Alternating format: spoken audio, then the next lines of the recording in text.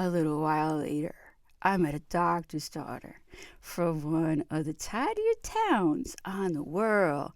Her dad didn't want me in the house because I was the wrong religion, but her mother spent a lot of time trying to convince herself that I might be acceptable.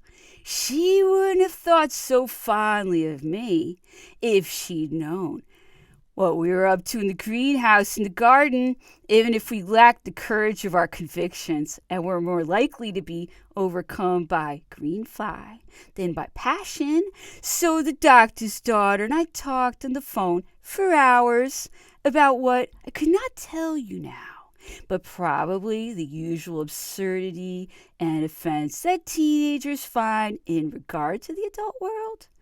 We didn't have any money to speak of, so we'd ride the ferry over to Liverpool, but having nowhere to go, we'd wait until everyone had got off, and then we'd ride the ferry back across the Mersey to Birkenhead. There was a lot of time spent sitting on buses, laughing into our hands at something we imagined in the faces of strangers. I never wrote anything as crass as a love song for Joanna. She eventually left me for a soldier living on a kibbutz. Before that postcard arrived, I'd already started to do things to horrify her friends who were given a melodrama and crying while listening to Mawkish Cat Stephen records. One of them, who occasionally took her mother's tranquilizers, had a copy of Blonde on Blonde, which she seemed to like to be seen holding. I'm not sure she'd actually ever listened to the record.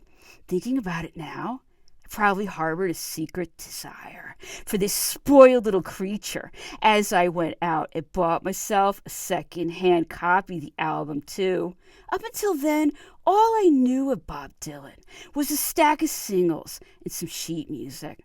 I'd worked out the changes to Don't Think Twice, It's All Right, but the first Dylan songs I actually learned to play and perform in public were Tears of Rage and You Ain't Going Nowhere.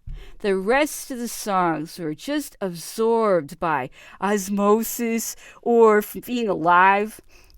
You can learn a lot of songs that way. It was also at this time that I threw in my allegiance with the Grateful Dead, as saying that you liked the Dead was a conversation stopper with people who preferred Yes or Barclay James Harvest. Pop shows on television were full of men with permed hair or feather-cut specimens poured into lame and glitter outfits with eyeliner and mascara smudged down their beery faces. I didn't think that I could pull off the glam look at all, even after I discovered that Brian Connolly of Sweet was originally a Scottish McManus, so might have been my very, very, very distant cousin. However much we all pretended that music was about a small handful of albums and the long, dark hours spent pondering them, there was still a guilty pleasure of tuning into Top of the Pops on a Thursday night. I never went for any of Tyrannosaurus Rex's songs with bongos about wizards and unicorns, but when they shortened their name to T-Rex and released Jeepster, well, that was something I could understand.